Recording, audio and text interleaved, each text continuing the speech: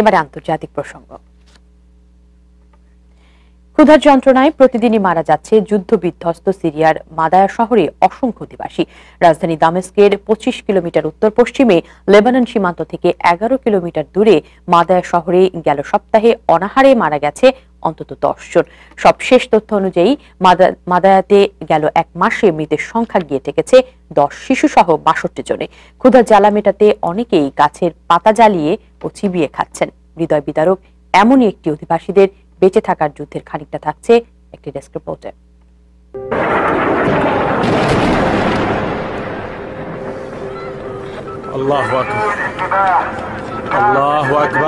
গেল বছরের জুনের শুরু থেকে সিরিয়া সুন্নি অধ্যুষিত অঞ্চল মাদায়া অবরোধ করে রেখেছে বাশার আল আসাদের নুজাইরি আর্মি আর লেবানন শিয়া হিজবুল্লাহরা। এরপর থেকে প্রায় ৪০,০০০ অধিবাসী শহরটিতে সব রকম খাবার, ওষুধ এবং প্রয়োজনীয় সামগ্রী প্রবেশের রাস্তা বন্ধ রয়েছে। এমন সংবাদ প্রকাশিত হয়েছে বেশ কয়েকটি গণমাধ্যমে।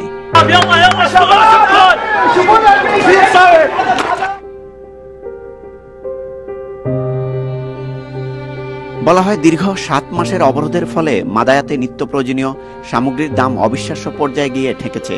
চাল, ডাল, চিনির প্রতি কেজির দাম $১৮, মাত্র ৯০০ গ্রাম বাচ্চাদের গুঁড়ো দুধের দাম $৩০০।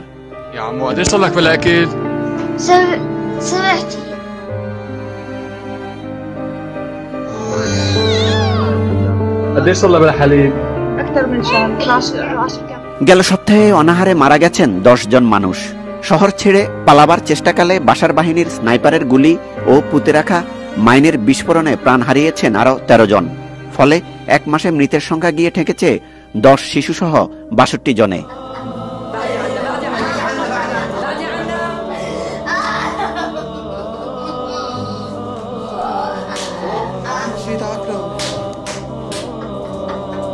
এমন অবস্থায় ক্ষুধার জ্বালায় মানুষ গাছের পাতা জ্বালিয়ে খাচ্ছেন। তাই এলাকাটির গাছগুলো বলতে গেলে এখন পাতা শূন্য। মাদায়ার রাস্তায় কুকুর, বিড়াল এখন আর দেখা যায় না। ক্ষুধার রাজ্যে পশু অধিকার নেই, আছে ক্ষুধা আর খাদ্যাভাব। ডাস্টবিনে কুকুরের জায়গা দখল করে নিয়েছে উচ্ছিষ্ট সন্ধানী মানুষগুলো। ৪০,০০০ মুসলিমের শহর মাদায়া স্লো মোশনে এভাবেই মৃত্যুকে বরণ করে নিচ্ছেন অসংখ্য মানুষ।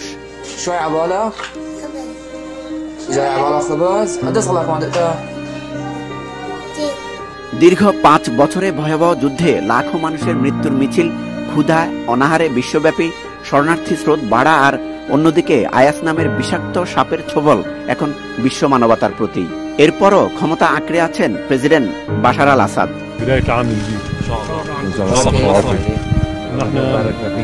অন্যদিকে আমেরিকার নেতৃত্বে ন্যাটো আর রাশিয়ান বিমান হামলায় সন্ত্রাসীদের শক্তি কম বা ক্ষয় না হলেও বিপন্ন হচ্ছে সেখানকার মানবতা। এর শেষ কোথায় জানা নেই কারো।